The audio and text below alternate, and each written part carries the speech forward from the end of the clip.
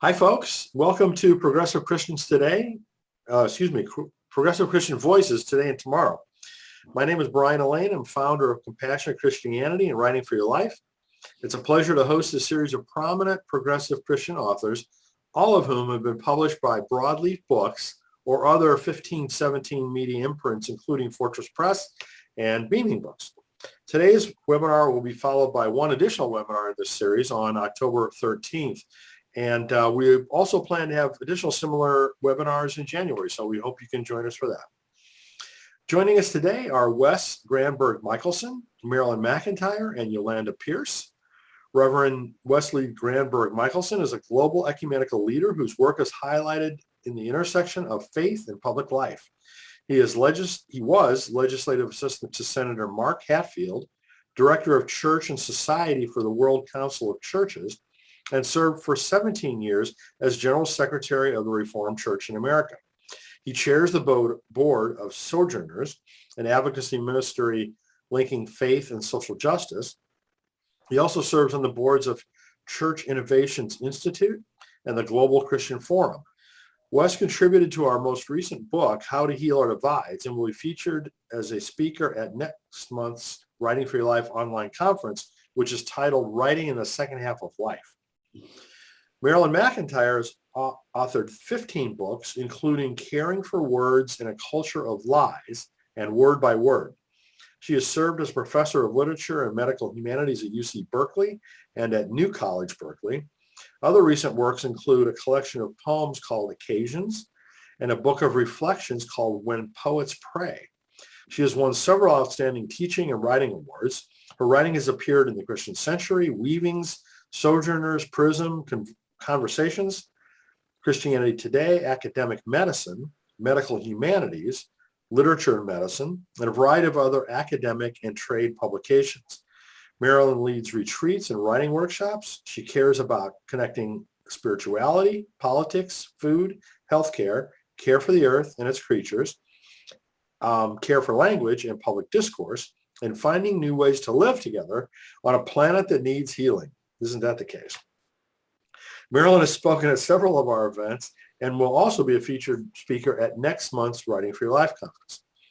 Dr. Yolanda Pierce is the Dean of the Howard University School of Divinity and a professor of religion and literature and women's theology there. She's a speaker, professor, mentor, preacher, writer, and cable news commentator who loves to discuss the intersections of race, religion, gender, and justice.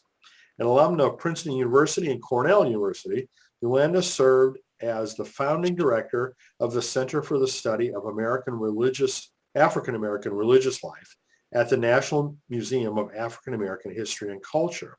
She also was a professor at Princeton Theological Seminary when we first met and did the very first Frederick Beacon Writers Conference there. Her books include In My Grandmother's House, Black Women, Faith, and the Stories We Inherit, and Hell Without Fires, Slavery, Christianity, and the Antebellum Spiritual Narrative. Her writing has also appeared in Time, Sojourners, and the Christian Century. So, thank you so much, all three of you, for joining us today, and as well as everyone else who's attending tonight. So thank you so much. This evening, I'll ask our panelists several different questions, but if any attendees would also like to ask questions, please type your question into the Q&A box on the Zoom portal. So if we could, perhaps we could start by, each of you kind of just sharing a little bit more about your most recent book. And we'll go in the same order that I announced, folks, which is by last name alphabetical order. So Wes, that means that you get to go first. Well, thanks very much, Brian. My most recent book is this one, Without Oars, Casting Off into a Life of Pilgrimage, done by Broadleaf.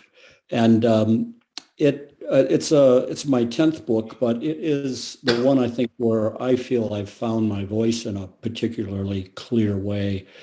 I try to write about how faith as we know it is really a pilgrimage, and how we walk our way into faith we don't believe our way in, and how bodily practices, what we experience, should should play such a large role in how we apprehend and live out our faith.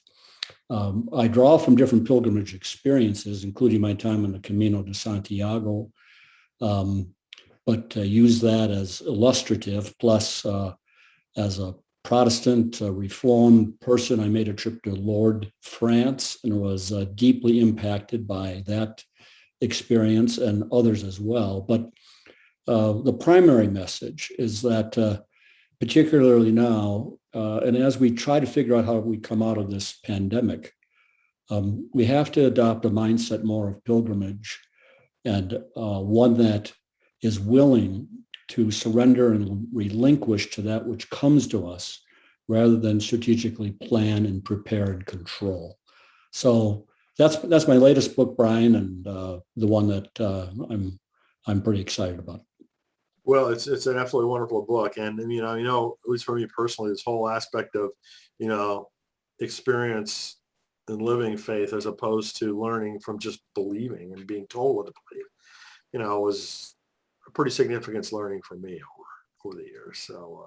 So thank you for that, and thank you for that book. Marilyn, how about you? Well, this isn't my most recent book, but it's a recent book, and I think it's the one most pertinent to the conversation, which is Speaking Peace in a Climate of Conflict. It's a kind of sequel to Caring for Words in a Culture of Lies. And in both of those books, I tried to look at what are some of the strategies that can help us to navigate public discourse at a time when words are being battered into inappropriate uses and flattened into cliche and hyperbolized and otherwise misused. So how do we figure out how to be in the conversation with integrity and surprise people into hearing words that they don't even hear anymore? So some of the strategies are things like really cultivating the art of conversation, loving words, not tolerating lies, which I think is such an important part of truth-telling.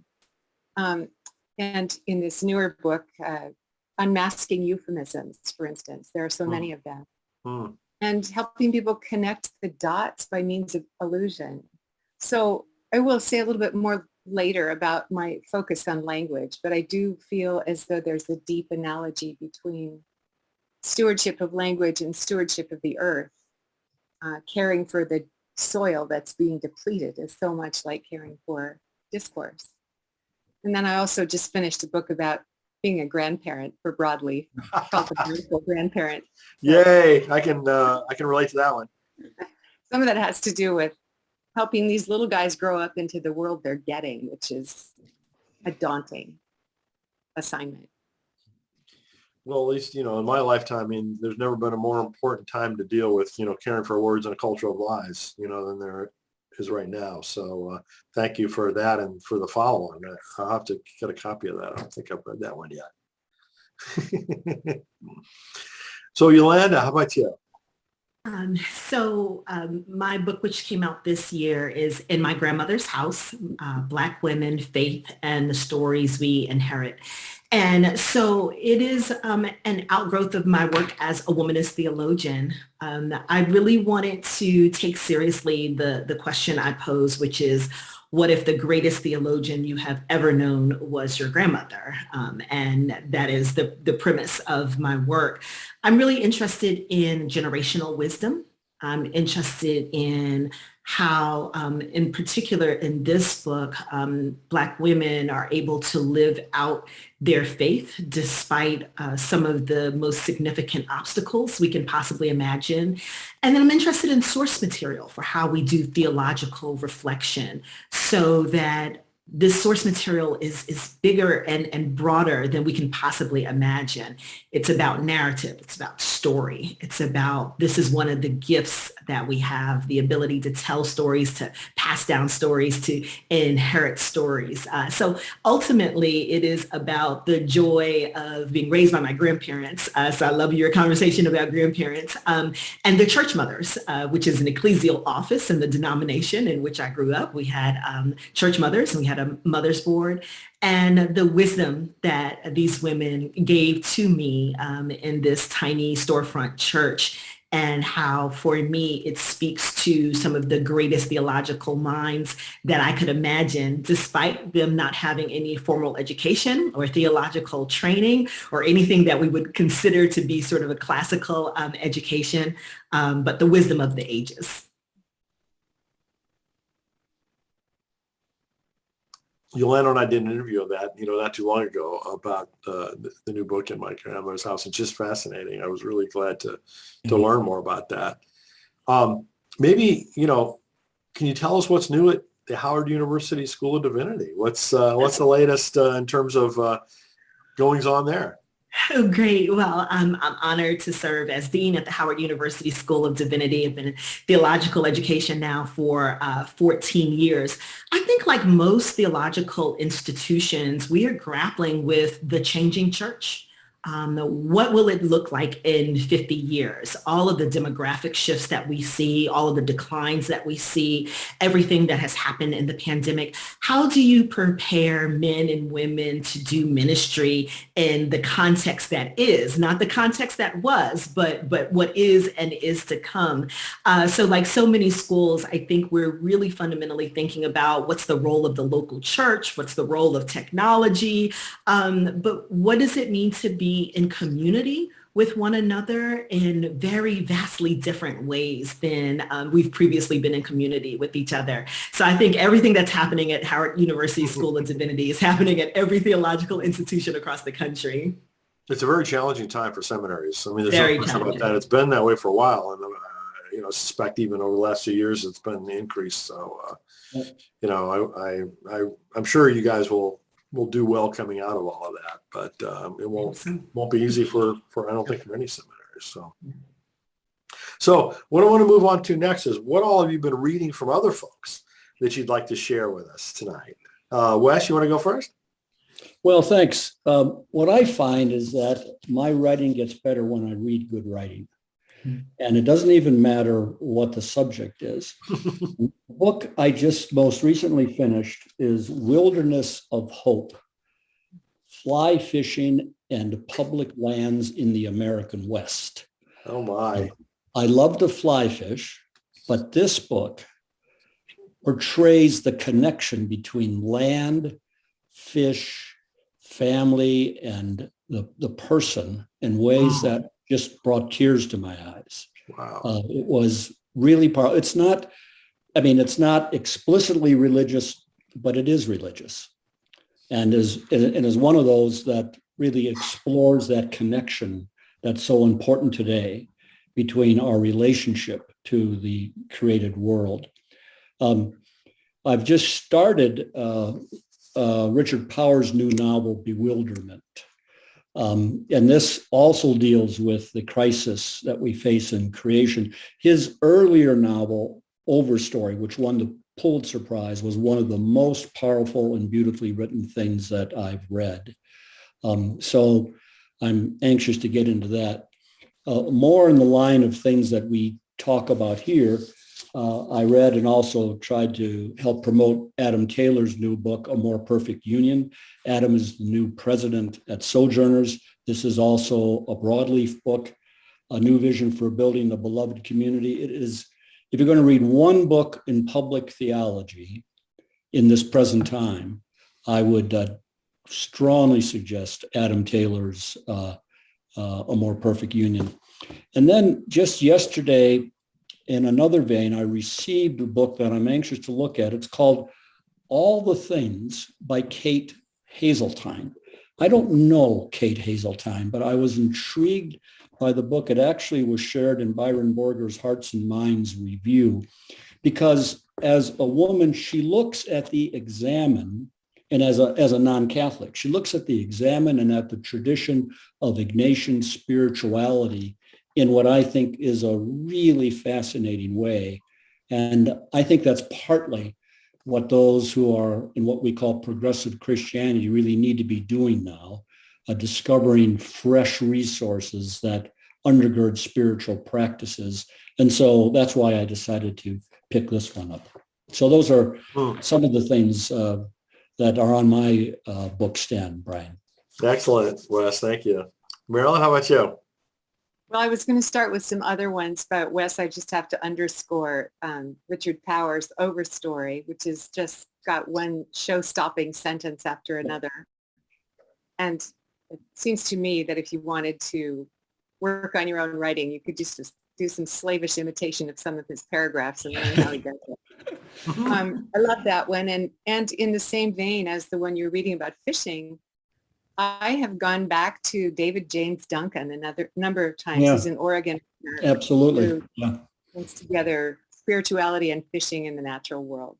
So, and another book in that same vein that I'm now teaching and so enjoying sharing with people is Wal Kimmerer's Braiding Sweetgrass, which is looking at how the language of science and the language of indigenous tribal spiritual wisdom can be brought together when we look at the created order, specifically the botanical world. So those kinds of works that stitch together fiction and nonfiction, ways of seeing, looking at the natural world, bringing science and spirituality together and people who write well about those things are real public servants. Yeah. So I appreciate you mentioning them. Some other things, when you said, what are you reading? I thought, Christian Century, Sojourner, Comment, Sure. Intercept, Common Dreams. You know, I did want to mention that I think it's really important for us all to be looking at alternative news sources that seem to us responsible and sharing them.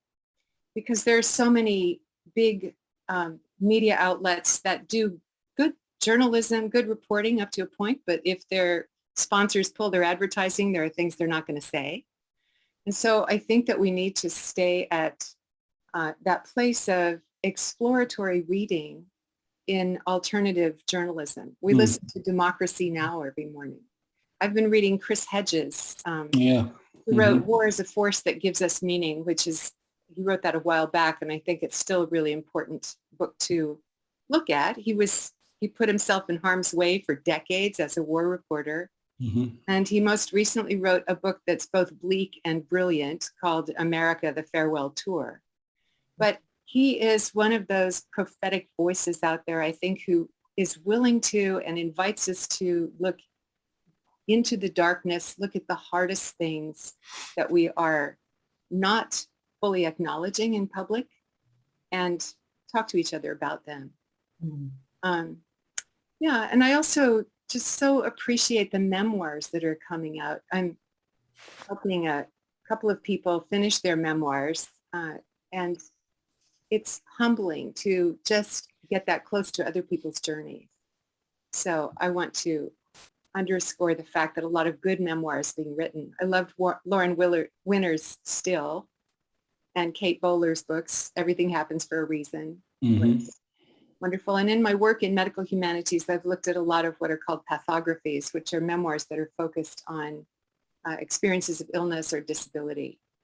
And I think those are a kind of ministry too, to other people who are suffering. So that's a little composite. Wonderful. Thank you. Yolanda, how about you? So I'm always reading what it is I'm teaching. So that's the life and rhythm of the classroom. I recently taught Toni Morrison as theologian. She had been my teacher. And so when she passed away, I had wanted to honor her in some way. And so I taught a class using her work around theology. What it forced me to do, though, was to reread her, because one of the things that's really important to me is to reread. When I go back and when you read the best of literature, it's like reading scripture, because you find new pieces, new ideas. You find you've grown and you've changed and you've shifted. And so rereading has been so important to me. So that's been a joy to do that. But actually, I have been reading a lot of science lately. So I love that this conversation is turning that way. I think of course, the pandemic, sparked some of this, but for a very, very long time, I've been interested in health disparities within the African American context. And so several years ago, I read Medical Apartheid, and it just took me on a journey. So I've been reading about faith and science and racism and all of the systematic ways in which we are not caring for the least of these. And it has really, I think, invigorated for me a deep compassion, but also sort of a righteous rage about all of the folks that we're failing in some senses. And that's the best, I think, of what really good, strong writing can do. It evokes something within you. And so I've been thinking more and more myself about writing about some of this, but really, really grateful that there are people who are framing either their scientific lines of inquiry in ways that the layperson like myself, who doesn't have the scientific background, can understand and can enter into that discourse. But I also love the folks who don't have the science background, but are trying to understand our natural world, our place in the natural world, our responsibility as stewards and caretakers for the natural world. This question of environmental racism is just really, so some of these reflect the fact that I'm living in Washington, D.C. And so you really become invested in some kinds of issues, and you start reading widely because of the circumstances around you. So yes, I will say primarily I read what I'm teaching because that's the rhythm of the semester. But when I have a moment when I'm not writing reports to send away to someone like the president or the provost, I've been reading really widely in science. It's been a joy. Very cool. Very cool. Let me grab a couple things because I forgot to do that earlier. During the other webinars, I mentioned a couple of different books, and so let me pull out a couple that I haven't talked about yet. This was called The Sum of Us: What Racism Costs Everyone and How We Can Prosper Together by Heather McGhee. It's a really good book. It's kind of thick, but it's just got a lot of learning for me, at least in terms of, some of the things, some of the different aspects of racism that I was not even aware of. And I think as a white person, I've been guilty of a lot of that, quite frankly. So reading books like that helps me learn important things that I need to learn. On a different tack, this is Successful Aging. So as someone who's 65 years old, this is relevant for me. A neuroscientist explores the power and potential of our lives. And again, something I've been learning out a lot about how our brain works, and about different tools that, a person can utilize to try to, maintain as best they can their cognitive skill set. So those have been two really excellent books that I've been very happy to have read. So I'm still in the middle of the second one, but we'll get to that. Anyway, so thanks for all sharing that. I think it's really helpful for folks to learn what other people care about and what other people are learning from. So thank you for that. So shifting to a different topic, unfortunately, our society is plagued with, some ridiculously difficult challenges. Racism, political polarization, religious divides, healthcare, poverty. I mean, unfortunately, the list goes on and on. But I'm really curious to hear from each of you kind of what you're thinking is the most important thing for us to be paying attention to and doing something about right now. So again, Wes, please start us off on that. Sorry, I know it's not an easy question. What's the most important thing? Well, Brian, when I think of what we generally are calling progressive Christianity, and which sometimes means it's those of us who define ourselves by what we're not, and we need to be a little clear about what we are.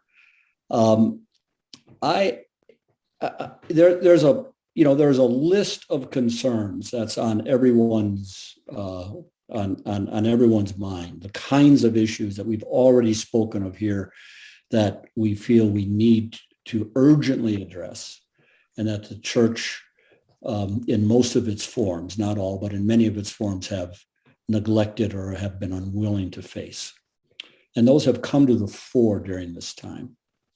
And I'm very much supportive of every effort to do so. And so in publications and organizations like Sojourners and others, that's obviously what we're trying to do. But my deeper concern is this. I think those of us who sort of hold that vision of the engagement of Christian faith around those who are on the margins of society, around those who are the victims of so much that has perpetrated injustice and racism, those who feel that in our bones, we have to find the ways to spiritually nurture and support our own efforts and to build community. I think it's urgent for the long run that we learn to identify those kinds of resources and the resources in spirituality that support us in our engagement with the world. My greatest concern when I look at the Christian community today is the movement of those whose response to the world around them is to withdraw and to form a community that they feel is righteous and to protect themselves and to feel that the biggest issues are ones dealing with religious liberty, which simply means we have to protect our prerogatives. And they lose all sense of solidarity. If I'm going to name names, I'd say Rob Dreher's The Benedict Option is a perfect example of what we should not be doing. And I'd much prefer Patrick Henry's Benedict Options, which he wrote just recently in response, which takes that whole tradition and shows the way it's engaged with the world.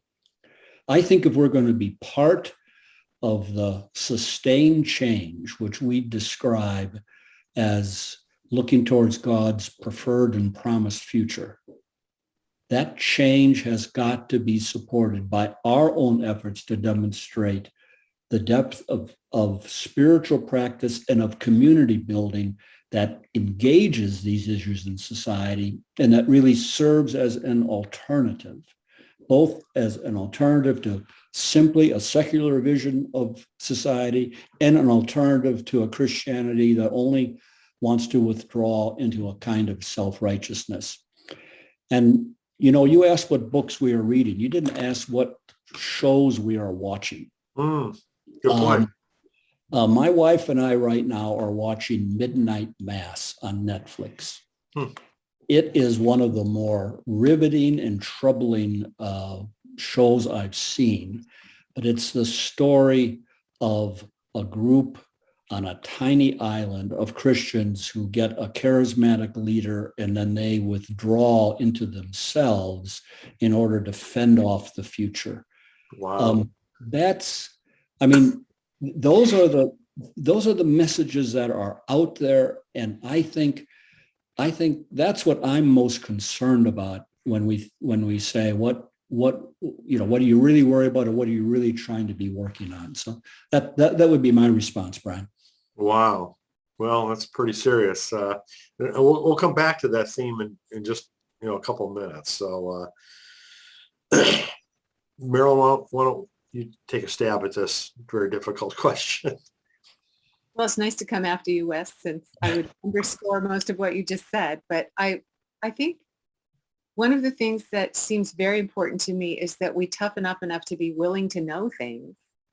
I wrote a piece a while back called "What Are We Willing to Know?" And I thought about how many people I have encountered, and I was in this place too at one point, who just say, I don't listen to the news. I don't want to hear it. It's just too much. It's overwhelming. So I feel as though part of what we need to do is help each other be willing to look at the hardest stuff. And what are the lives of the working poor like? What does racism look like on a day-to-day basis to the people right down the street? And so on. But I guess when I thought about this question, Brian, I thought, well, the piece of the big web of problems that I spend a lot of my time on is language. I think that a certain kind of illiteracy is one of the big issues we face. By illiteracy, I don't mean people who can't, read traffic signs. I'm talking about people who don't read well, who read superficially, which in the case of reading the Bible or reading the news is dangerous.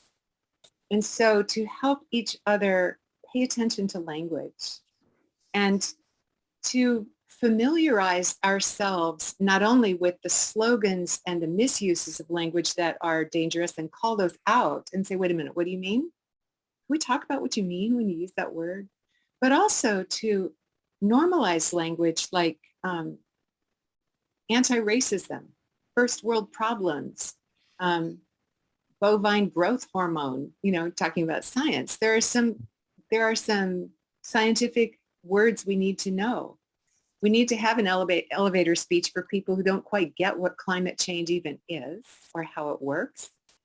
We need to think about intersectionality. We need to think about how people are using terms like cancel culture from both sides. We need to think about what a corporatocracy is or know what people are talking about when they talk about fracking. Mm-hmm. So I sort of feel as though there's a lot of vocabulary work to do with each other. And one of the ways that we've found to do this locally is just have a dinner and documentary night once a month at our church. And of course, it used to be dinner and documentary. Now we eat our dinner in front of the projector and do it on Zoom. But to watch a documentary together, and most good documentaries bring out both issues and a piece of conversation that we find ourselves wanting to enter into more deeply. One that we watched was about immigrants and detention centers. And then we ended up talking about the term detention center and how kind of euphemistic that is, how it gentles down what actually happens in those carceral places. So I think the language part of it is a part that's often not sufficiently attended to because we tend to look through language rather than at it. Mm-hmm. I think if we can even do something like normalize the language that people don't hear enough, that's a mission. Mm-hmm. I'll stop there because I want to hear what Yolanda has to say. It's a tough question, but wow, everything you all said and a couple of other things. I was thinking about how this question of language really does something for me, because part of what I need us to be able to do is to be okay with being uncomfortable.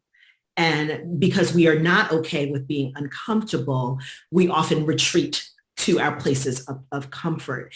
And I don't think that we can do that. I think we have to get uncomfortable. I think the work of deconstructing, decolonizing, dismantling systems and powers and principalities that so keep us out of the will of God and also from one another, that work is uncomfortable work. So there has to be a truth telling here that does make people uncomfortable. We have to admit that there are lives that are more valuable in this nation than others. We have to admit that there are people we are allowed to grieve and others whose deaths just simply go dismiss. We have to admit certain kinds of truths that make us really uncomfortable about who we are. And here I'm just talking about as a nation and certainly as a world. I think about grievable deaths. Here in Washington, D.C., thinking about the toll of 700,000 people gone, the size of Washington, D.C., and whose deaths do we mark and recognize as important, and whose deaths do we simply say, oh, what do we do? And those are uncomfortable conversations for us to have. It is uncomfortable for people to acknowledge their privilege. It's uncomfortable for people to have conversations about what it means then to repair. reparations is an uncomfortable conversation. Mhm. But all we're doing right now is putting Band-Aids on 400-year-old wounds, and that's not working. And so to do the digging, the excavating, the truth-telling, the deconstruction, the dismantling, right, requires people who are not only willing to do hard work, but also to sit with the tension and the uncomfortableness of it. So I often pray, right, for God to disrupt the comfortable, right, to make become comfortable uncomfortable, whether that's as a result of the language or their positions of wealth or whatever it is that they occupy. And so, you know, Cornell West would say, I'm a prisoner of hope. So there is hope, but there is so much dismantling to be done. And I think people want to build, but you can't build until you have really dismantled the part of the foundation that isn't strong, that isn't whole. I mean, historically, there's been so much sweeping things under the rug. It's just ridiculous. And so, you know, this whole idea of facing what's uncomfortable is just incredibly important. And, you know, we've begun to see that kind of reveal itself a little bit more. You know, I think with, you know, the George Floyd, you know, obviously the one big watershed event that people point to, but it's, you know, obviously just one in a ridiculous number. But, you know, Marilyn, you use the term, I think, help each other look at the tough stuff. You know, it's saying the same thing as what Yolanda was saying too. It's like, that's just so long overdue. I like, Brian, what Yolanda says about disruption. I think that is so important and so overlooked. You know, the way my thinking goes in my experience, the reason why I like pilgrimage as a metaphor is you talk about these things you have to leave behind in order to step ahead. And the first step is the disruption of normalcy. That's how it all starts. And I think that's how change in any organization or in any church, even from the pandemic, the trauma of the pandemic is a disruption. It's been a disruption to 350,000 congregations in the United States. It can be the first step because what you're saying, Yolanda, the dismantling, the disruption, the recognition that we can't go on the way we are, and we have to step out in some way that leaves a lot behind.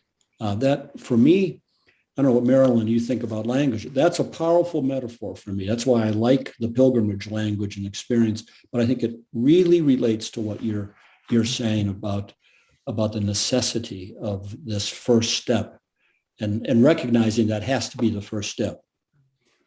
It seems to me that one of the places disruption often starts is in the willingness to question what has become normal. Yeah. So normal that we don't see it. And Arundhati Roy, who's one of my favorite writers, also wrote a piece a couple of months into the pandemic about the problem of people wanting to return to normal. Mm-hmm. And that normal shouldn't be. And so I think one of the questions to kind of keep out in front of ourselves is, what have we normalized? Is this normal? Yeah. Because we have now just raised our threshold for violence, for war making. I mean, militarism just pervades the culture. It's in all the sports metaphors. It's in medical metaphors. We think and breathe militarism. And it strikes me, you know, that if we follow what Congress is doing, they're doing a lot of good work, I think, some of them, on trying to figure out budget appropriations to help people who are in terrible need, especially since the pandemic. At the same time, they're funding the Pentagon budget without much question. And I think that we ought to be questioning militarism. War has become such a normal state. So just always kind of keeping that question in front of ourselves and each other. Wait, is this normal? What's normal? What are we taking for granted here? Could we step back a little bit from it and open it up? Well, you know, talking about disruption for a moment, you know, Wes, you led the RCA for 17 years, right? You know, mainline Protestant congregation or denomination. And Yolanda, you teach pastors, right? I mean, you know, as part of your role. One of the things that I perceive is that there's a big reluctance to disrupt the local congregations on the part of pastors, because their economic model is that, they live or breathe by what donations they get every Sunday, right? And they're afraid to upset, half or whatever percentage of their congregation by really speaking the truth and really speaking out against, some of the issues that need to be dealt with. So I'd appreciate, all of your views on that question. How do we overcome that? So, I always ask people, certain can't help it as a theologian, certain kinds of theological questions. And one of the questions I'll ask my students or my colleagues, many of whom are in ministry in some way, shape, or form, is this question of how big is your God, right? Which is to say that if you have a very, very, very small God, then you probably don't believe things are possible. We have to attend to the fact that there's death and decline within the church. I don't look at that, though, as a way to say, oh, my goodness, and get nervous, because if I'm a part of the body of Christ, I'm a part of a resurrection people, right? And so what I can imagine God doing from the embers and the ashes and the declines and the deaths is to do resurrection work. And so we have to be willing to do something different. We have to be willing to take some leaps that we haven't been doing before. We have to be willing to do church in a radically different way. And it can be scary, and that's okay. You can say it's scary, and it could, but we can't keep replicating the same thing that we've been doing, because we're not serving the people who most need to hear this wonderful, life-giving, liberatory message, right? So in that space of saying, okay, we're willing to disrupt things, we're willing to call dead things back to life, when we're willing to do something creative, when we're willing to use our divine imagination, when we're willing to have some models of ministry that we haven't seen before, and maybe they won't look like our top-down senior pastor, laity. Maybe they'll look something completely different. Maybe they'll look something more like what they looked like when Jesus walked the earth. Imagine that, right? But where is our boldness about the things of God? And that's something we really have to contend with today, because we can't do business as usual anymore. We absolutely cannot. There's too much need. Too many people need too much for us to continue doing business as usual. I was talking with a Lutheran bishop recently about how we come out of the pandemic, and it was very much along the lines of what you're saying, Yolanda. And he said, well, a little theology might help. A lot of people want resuscitation, and what we need is resurrection. Resurrection. Mm-hmm. What we need is resurrection. And, you look at what Marilyn was saying about just knowing things. The best experts I know say that in the next 25 years, we may have 30% or more of congregations in the United States closing. Number of congregations that are now slipping below 100 is over 50%. The demographic trends are all against them. There's only one congregation in 10 that reflects the kind of mix between youth and middle age and adult that the general population does. 9 out of 10 are skewed old. So you got all these things that I don't think we get anywhere until we look it in the face and say we are facing situations of life and death, and denying this isn't going to help. At the same time, you do find places of life. Multiracial congregations are actually growing in the United States. Every time you find growth from Pentecostal to mainline to Catholic, when you find points of growth, they almost always are centered around people of color. Catholicism would be in free fall in the United States without immigration. And so you look at a picture that really is a matter of life and death, but then you try to excavate that and also discover the places and models of resurrection that are there. So I very much affirm what you're saying, Yolanda.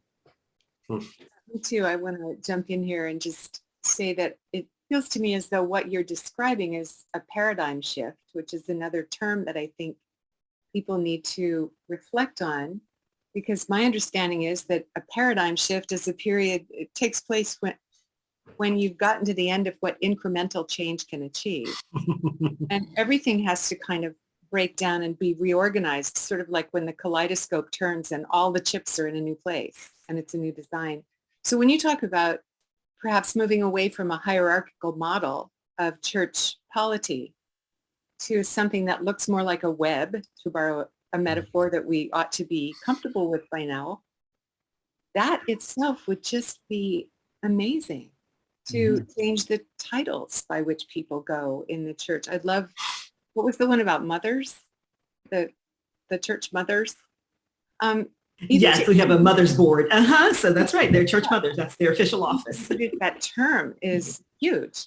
Mm-hmm. And so I see a lot of hope in that notion that even the metaphors of death and decay, maybe we need to retire those for a while and just say we're in a period of deep disruption that opens wide possibilities for us.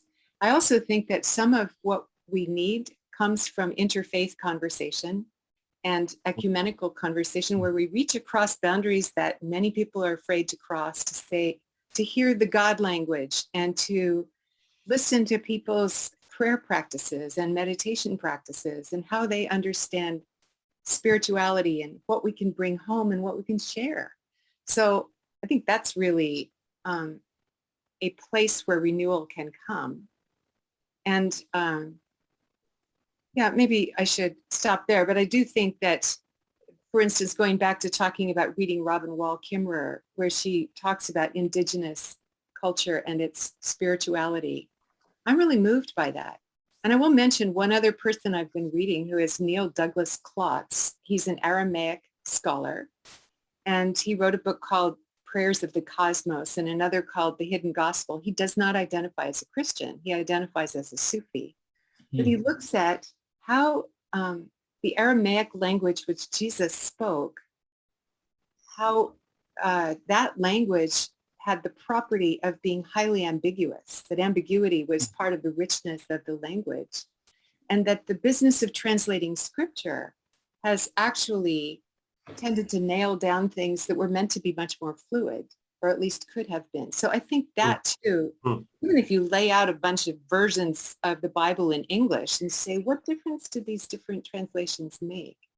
It cracks open these sometimes calcified ways of reading our foundation texts.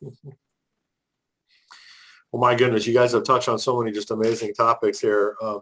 One thing that comes to mind is, Phyllis Tickle's writing about the emergent church, in every 500 years or so, Christianity's kind of pretty dramatically changed its form. And, I think there's a lot of folks that are wondering if this is another example of that, of what's going on. Another thing I think about is our fragmentation. One of the challenges with the kind of web that the web model, right, that Marilyn, you mentioned, is just that it's so difficult for us to know about each other and what each other is doing, right? I mean, one of the advantages, so to speak, that I would say the religious right has had is their, centralization, in that, there are places on the web, that you can go and you'll find out, who their leaders are, what they're thinking and what they're saying, all this like that. Whereas, the kind of progressive Christianity tends to be very much more fragmented. And there's so many things going on in parallel, a lot of good things. And, for instance, on, our book, How to Heal Our Divides, I've been trying to kind of pull together, here's some great things that people are doing that we want you to find out about, but it's very, very difficult in a fragmented world to have that kind of common knowledge sharing, if for lack of a better term. But the other thing I want to touch on is something you mentioned, Marilyn, that I'd never thought of before, which is an elevator pitch associated with some of these different issues. In today's world where it's so difficult, so many people are overwhelmed. And, there's another train of thought about artificial intelligence, how, computers are going to be so way smarter than the rest of us in terms of dealing with, large volumes of information, right? That's already proving to be true at some level. But in any event, we all need little cheat sheets, here's a position statement for an elevator pitch. I love because I deal with a lot of authors and try to help them craft what the elevator pitch is for their book, right? To try to get a very succinct statement about, okay, here's what it is, here's why people should care, right, about your book. I love that analogy and applying it for what you're saying. So, in any event, I think that I'd like to follow up with you on that later on.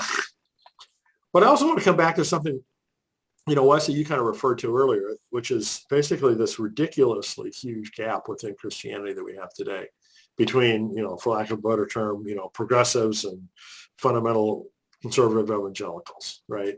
At one level, I ask myself, why should we care? Or should we care? Let me say it that way, right? But then I say, okay, well, of course we should care. It's a big deal. It's bad. But even if we believe that we should care, what do we do about it? Right? How do we try to grapple? How do we try to eat away at that chasm? So, I'd love to hear each of your thoughts on that. Well, Brian, I leave on Wednesday for the General Synod of the Reformed Church in America. I'll be there just as a delegate. It's where I used to always be as General Secretary. We are being torn apart by division where the LGBTQ issue is the presenting question, as in other denominations. And I'm not looking forward to this at all. It's a concrete experience of exactly what you're talking about. People who find themselves living in different worlds of thought and practice, and they tend to be closed systems. I don't really have much confidence in trying to engage people in dialogue and change people's minds. Yeah. I always see that. Grace to those who want to be engaged in that. But I think people change at a different level. I'm convinced that the most important thing we can do is to share stories and to listen to other stories. I don't think you get to a level of establishing some basis that with others that is other than just oppositional without really entering into another person's story and you sharing your story. That doesn't solve everything, but I think that is such an important place to try to make room and space. And part of the problem is that the way media functions, I think, Marilyn, you'd say the way we've allowed a lot of our language to function, and certainly the way in which governance of our institutions, including denominations, functions. They function in binary ways and they squeeze out the opportunity for story. And then the other thing, I think those of us who are called to the kind of world that God intends, we simply have to be about what we do with authenticity, with lives that are rooted spiritually, and that are trying our very best not to react to the reactivity of others, but to be ourselves at a place that's grounded. Because someone's got to break this set of emotional dominoes that continually afflicts the way we interact with one another. And, that's at least one place where we could start. I don't have any better answers than that, Brian. Somebody needs to be the adult in the room. Yeah. It's a hard question for me. And so I just want to share my transparency and vulnerability because this is life or death for some people. it is very difficult to be in community, even idealistically, with groups of people who also claim to be Christians, but whose white supremacist views mean me harm. Right. This is a reality. There are people being harmed by oppressive systems, by those who claim the same God that I claim.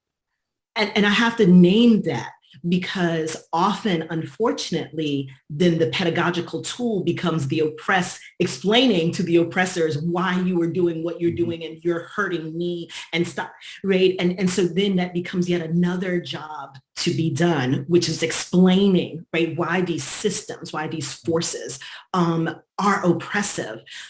So it's very hard. It's very hard to be in community in those spaces. And again, it's not because I don't believe in a God who is able to bring people together from all walks of life and places and situations. But I want to acknowledge that on the other side of this are people who are being harmed. It is that trans person or that queer person who is being kicked out of his or her home, right? It is that person of color who is being called a name. It is that immigrant who is being denied some basic medical care. Right? There are people on the other side of this language that my brothers and sisters in Christ are using. And so I think the challenge, right, here's the challenge, because I have to be, like I said, the prisoner of hope. Here's the challenge. The challenge is to acknowledge that, right, so that all of the work is not borne disproportionately by those who are experiencing the most harm. Right. And that's where I need my progressive brothers and sisters to step up. And so that the conversation, right, I'm not in the locker room, right? I'm not at their dining room table. I don't go to Thanksgiving dinner with them, but some of you folks do.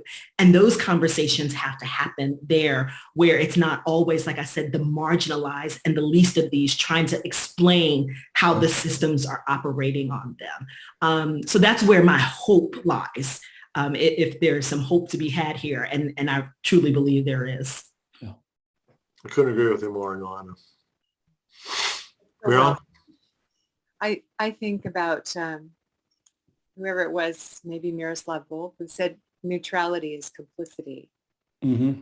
And so there's a kind of paradox here, but I think also of Jesus telling the disciples when he sent them out, if the people aren't listening to you, shake the dust off your feet and go to the next town. So I do think there's a kind of question that both of you seem to me also to imply, which is that what are the limits of trying to reach out to people who really aren't and are manifestly not listening and don't know? I think we have to figure out where to put our energies that in places that are life-giving and healing and restorative, and invite everyone to the table, but hold on to the terms in which that invitation is offered. Mm-hmm. And I get pretty tired of people saying, well, we must hear from, first of all, that there are two sides to every question because there are 360 sides to every question, but also that we have to hear from everybody on all sides. It seems to me that you can get to a point where you say, I have sufficient evidence to kind of close the book on that particular question. Exactly. And be willing and sometimes courageous enough to say, no, I'm not going to go there. I'm done with that. I'm putting my energies over here. Otherwise, you do expend a lot of talk time arguing with people who just want to argue, and I don't want to do that anymore. So to kind of finish up on a little bit more lighter strain of thought, I'd love to hear from each of you kind of what you're going to be up to next. What are you going to be focusing on, in terms of going forward, whether that's, next week or next year or whatever time frame that you'd like to share. But, you all have done wonderful things looking back, and I know you all will do wonderful things looking forward. So, Yolanda, you want to start us off on that one? Well, I hope to get some rest sometimes. So being in higher education, which has seen its own set of transitions over the 18 months of the pandemic, it has been really just a crazy time. So I sincerely mean that when I say that on my to-do list is a significant rest. But the one thing I am doing that I want to share is I'm reading a lot of poetry. And that's just been so just food for my soul. And I hope to make a little bit more time to do a little bit more poetry reading and to rest a little more, maybe when the semester ends. Good for you. Good for you. Well, you know, I think you've got a lot of believers in the Sabbath here on with you. So we'll support that. Marilyn? Well, two things. Among others. One is that I have recently become involved with a very interesting group that is run by the Oblate School of Theology in San Antonio called Forest Dwellers. And it is a 2-year program for people in what they consider the last season of life to consider, what is this season about? How do we be elders in the best sense? And how do we kind of live into this, our grandparenting or our elderhood? How do we support the people who are going to have to live with the consequences of what we're seeing coming down right now? So I'm really interested in the vocational dimension of aging. And I've been working right now on how the arts help prepare us for aging and death. I'm also working on the next table of contents for a book called Practicing Trust in Times of Transition. I've done retreats on this, and it turns out everybody's in a time of transition. So even looking at how we understand transition is really fun. Well, can we follow up together on both of those topics? I'd love to extend those conversations. So Wes, how about you? Well, I'd follow up on Marilyn on arts and aging. About a month ago, I wrote a hymn. It actually just came to me. Maybe after all these years, I'm starting to use the right side of my brain. I don't know. But it was a really remarkable kind of experience. It's called "Love Can Open Any Door," and it's around an Easter theme. So I didn't know what to do with it, and I sent it to my friend Ken Meadema, and he wow, that's great. He thought it was great, so he put it. He wrote a score and put some piano to it. So suddenly I have this hymn. I mean, I spent my whole life running books, and now I have this hymn. So I'm trying to figure out, what does this mean? What am I supposed to do with this? So I'm well, is Ken recorded it on YouTube yet?